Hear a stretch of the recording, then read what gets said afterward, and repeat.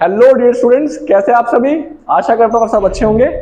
एक बार फिर से बच्चों मैं हाजिर हूँ एक नए वीडियो के साथ। और बच्चों मैं आपको बता दूं, इस पर मैंने ऑलरेडी 2 पार्ट बना लिए हैं, पार्ट 1 पार्ट 2। तो जिन बच्चों ने अब तक पार्ट 1 पार्ट 2 नहीं देखा है, प्लीज वो दोनों पार्ट देख लीजिए, क्योंकि इस चैप्टर को समझना है तो बच्चों चेन को तो पकड़ना ही पड़ेगा।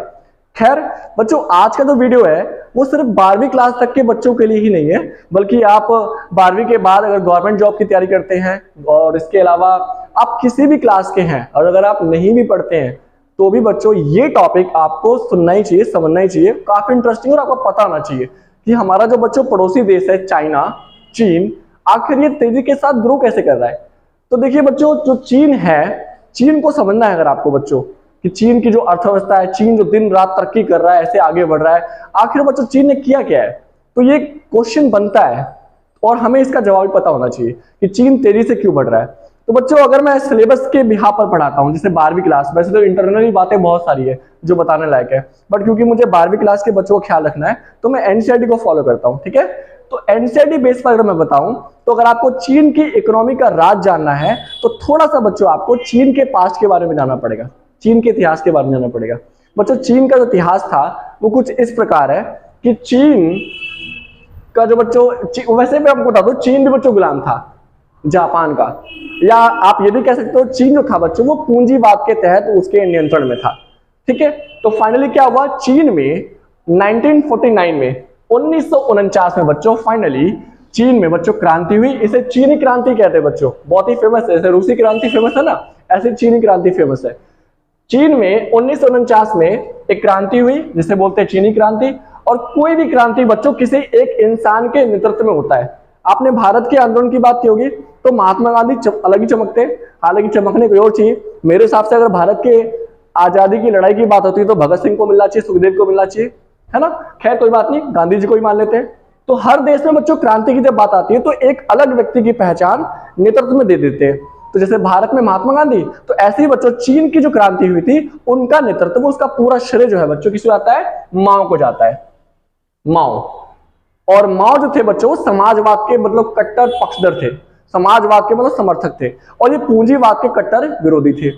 तो इस सेंस में बच्चों क्रांति होती है और ओबियसली जब एक क्रांति होगी तो पूंजीवाद के खिलाफ होगी, क्योंकि उस वक्त तक चीन में पूंजीवाद का ही बोलबाला था। जनता भी बच्चों पूंजीवाद से थक गई थी, तो पूंजीवाद के खिलाफ क्रांति हुई और समाजवाद के स्थापना में। जहां भी बच्चों अगर पूंजीवाद का विरोध होता है तो ऑटोमेटिक इसका मतलब है कि वहां पर समाजवाद आने वाला है। फाइनली वही हुआ बच्चों, चीन में समाजवाद की स्थापना हुई। अब कोई देश समाजवाद को स्थापित करता है अपने देश में तो दैट मीन्स वो पूंजीवाद से रिश्ता तोड़ेगा, ऑटोमेटिक है बच्चों। तो यहां पर क्या हुआ, चीन ने जब समाजवाद की स्थापना की तो चीन ने बच्चों सारे उस वक्त के पूंजीपति देशों से रिश्ता तोड़ लिया। अमेरिका से भी बच्चों इसने रिश्ता तोड़ लिया। अब अमेरिका से रिश्ता तोड़ा तो जाहिर सी बात है, समाजवाद का मतलब होता है एकांतवास। क्या होता है बच्चों, एकांतवास। चीन ने अपने आप को आइसोलेट कर लिया एक तरह से, ये सोचकर कि अब मैं समाजवाद का पालन करूंगा और किसी भी अन्य पूंजीपति देशों से रिश्ता नहीं रखूंगा। सारे संपर्क बच्चों इसने तोड़ लिए। लेकिन कुछ सालों तक इसे एक देश ने, देश मत कहो बच्चों, सोवियत संघ कहते हैं इसे। आपको मैंने चैप्टर 2 में बताया होगा, सोवियत संघ एक्चुअली एक कंट्री नहीं था, सोवियत संघ 15 देशों का गणराज्य था, 15 देशों का समूह था। तो कहीं ना कहीं सोवियत संघ तो समाजवाद का वैसे ही बच्चों समर्थक था, तो समाजवाद समाजवाद दोनों फ्रेंड हो गए बच्चों। तो एक तरह से सोवियत संघ ने कुछ सालों तक चीन को, चीन की अर्थव्यवस्था को बढ़ाने के लिए कुछ हद तक मदद दिया। लेकिन बच्चों समस्या कब हुई, 1969 में, 1969 में बच्चों क्या हुआ, चीन का सोवियत संघ के साथ जमीन के चक्कर में, किसके चक्कर में बच्चों, भूमि के चक्कर में विवाद हुआ, छोटा सा संघर्ष हुआ, और इस संघर्ष के चक्कर में चीन ने सोवियत संघ के साथ रिश्ता तोड़ लिया और यहां से सोवियत संघ ने भी चीन को मदद देना बंद कर दिया। मतलब अब चीन के सारे गेट हो गए बंद। अब क्या होना चाहिए, चीन को फर्क नहीं पड़ता, क्योंकि चीन को लगता था कि उसके पास भरपूर प्राकृतिक संसाधन है और चीन अपने प्राकृतिक संसाधन के बल पर भी तरक्की कर जाएगा, विकास के लक्ष्य को प्राप्त कर लेगा। और चीन ने बच्चों इसी पॉलिसी के तहत आगे बढ़ना शुरू किया। चीन ने बच्चों शुरुआत में फैसला किया कि वो अपने देश में कृषि पर ज्यादा ध्यान देगा। बच्चों जब भी कोई देश आगे बढ़ता है तो उसे सच में फैसला करना होता है कि वो ज्यादा ध्यान एग्रीकल्चर पे करे, इंडस्ट्री पे करे या फिर मिक्सचर करे। जैसे कि आप इंडिया का भी ध्यान दोगे तो इंडिया ने भी शुरू में कृषि पर ही ध्यान दिया था, और चाइना ने भी बच्चों क्या किया था अपने शुरुआती सालों में, शुरुआत में फैसला किया कि हम कृषि पर ध्यान देंगे और कृषि से जो पैसा आएगा, उससे जो इनकम होगी, उस इनकम को हम उद्योगों पे खर्च करेंगे, कारखाने लगाएंगे और ऐसे ऐसे हम तरक्की कर लेंगे। तो ये चीन का एक प्लान था, एक पॉलिसी थी, और उसने शुरुआती दौर में खूब खेती बाड़ी पर, कृषि पर खूब ध्यान दिया। इसके अलावा बच्चों चीन की जो विकास दर थी वो स्लोली धीरे धीरे बच्चों बढ़ी। 5 से 6% की बच्चों वृद्धि दर थी। इस गति से वो आगे बढ़ने लगा और सरकार भी काफी ऑनेस्ट थी। शुरुआती सरकार ने अच्छा खासा समाज कल्याण पर ध्यान दिया, शिक्षा, रोजगार, स्वास्थ्य, इन सभी चीजों पर सरकार का पूरा ध्यान था। तो ऐसा लग रहा था कि चीन जो है बच्चों बहुत ही अच्छा आगे बढ़ रहा है, धीरे धीरे इसे बट चीन आगे बढ़ रहा है। परंतु सच ऐसा नहीं था बच्चों, सच्चाई कुछ और थी। चीन के सामने एक नई और एक बहुत बड़ी समस्या सामने आ गई, और इस समस्या थी चीन की सबसे बड़ी समस्या, नाम था चीन की बढ़ती आबादी। बच्चों पॉपुलेशन कम है तो दिक्कत है, पॉपुलेशन बहुत है तो भी दिक्कत है। आपको हाल ही में पता होगा कि भारत का जो वर्तमान जनसंख्या जो है वो कितने नंबर पे आ गया, पता है ना? नंबर 2 पे नहीं, नंबर 2 पे थे बच्चों।